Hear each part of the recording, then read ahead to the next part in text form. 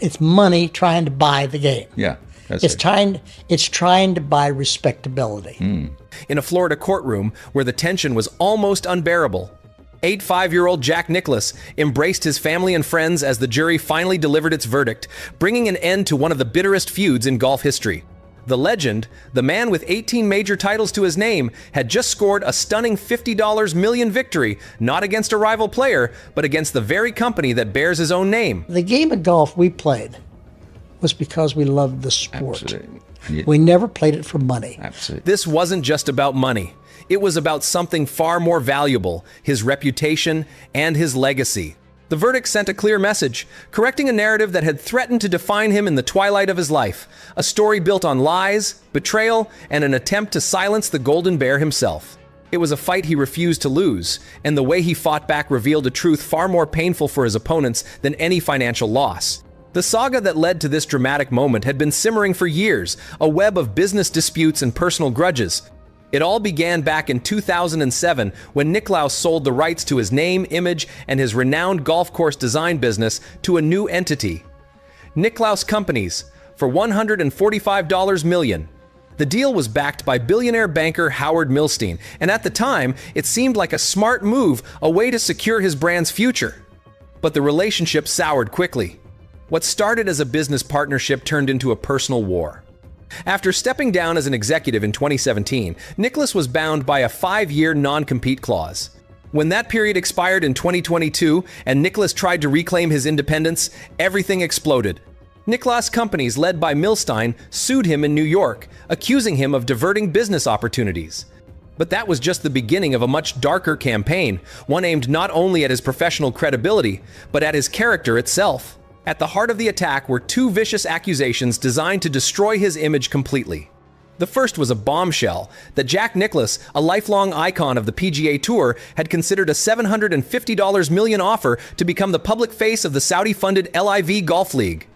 According to Nicklaus's legal team, this claim was deliberately leaked to the media to portray him as a sellout, a man willing to trade his lifelong loyalty to the PGA Tour for Saudi money. The second accusation cut even deeper. Rumors began to spread that the 85-year-old legend was suffering from dementia and could no longer manage his own affairs. As Nicklaus's attorney Eugene Stearns told the court, what they were saying was, "You need to take the keys away from him." It was a calculated attempt to break him both professionally and personally, to strip away his voice and authority at the very moment he needed them most. But in the courtroom, the truth was finally unearthed. Through testimony and documents, Nicklaus's team dismantled the false narrative that Nicklaus Companies had built. Yes, a meeting had taken place in 2021 with representatives from Golf Saudi, the organization behind LIV Golf. But that meeting, arranged by a Nicklaus Companies executive, was meant to discuss the design of a golf course, well within the bounds of his contract. During that meeting, officials asked if Nicklaus would consider a leadership role in LIV Golf, a position that would make him the face of the new league and pay him a staggering sum. But according to sworn testimony, Nicklaus rejected the offer immediately and unequivocally. His reason was crystal clear. The PGA Tour was the heart of his legacy, an institution he had supported his entire life, and if the tour didn't stand behind LIV, he wanted no part of it. He chose principles over profit. After 4.5 hours of deliberation, the jury in Palm Beach County ruled in Nicklaus's favor. They found that Nicklaus Companies had defamed him, publishing false claims that damaged his reputation and exposed him to, in the jury's words, ridicule, hatred, distrust, and contempt. His attorney, Eugene Stearns, told ESPN, "It's always hard to prove reputational damage, especially for a man like Jack, whose name has always stood for integrity. But this case was about one thing, the false claim that Jack sold out the PGA Tour for Saudi money. And we're proud that he's been vindicated." Nicklaus Companies' lawyer tried to dismiss the verdict as a business dispute, insisting that Nicklaus's reputation remained as brilliant as ever. But the jury clearly saw through that. They held the company responsible for spreading the lies, though Milstein himself and another executive, Andrew O'Brien, escaped personal liability due to corporate legal protections. That moment became the foundation of the entire case, and the jury believed it. The lies collapsed, and the truth shone brighter than ever.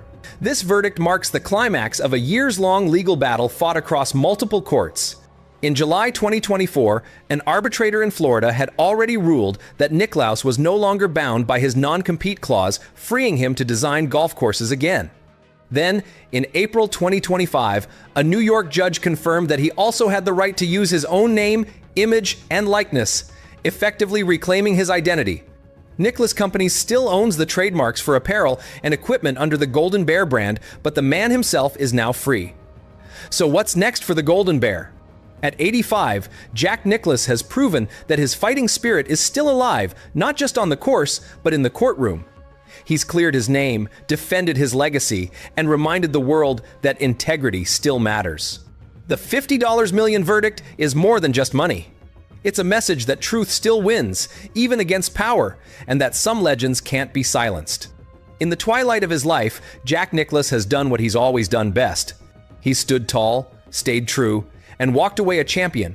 One final victory for the Golden Bear. It was the kind of moment junior golf rarely sees: a packed leaderboard, perfect conditions, and a name so familiar it made every head turn.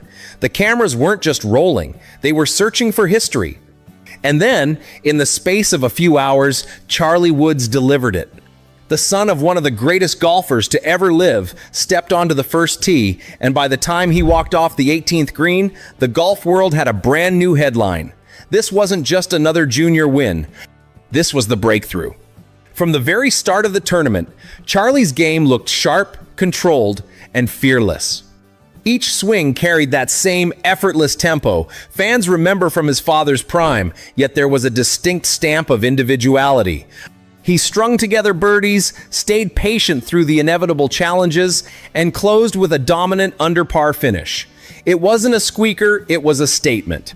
Securing victory by multiple strokes against a field stacked with the best young players in the country sent one message loud and clear: Charlie Woods isn't here to blend in, he's here to win. The ripple effect was immediate.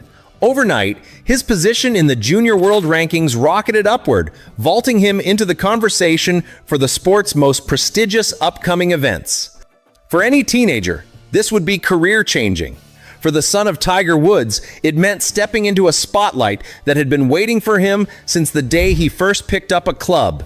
Tournament directors took notice, invitations to elite championships started coming in, and fans began to speculate about what could come next.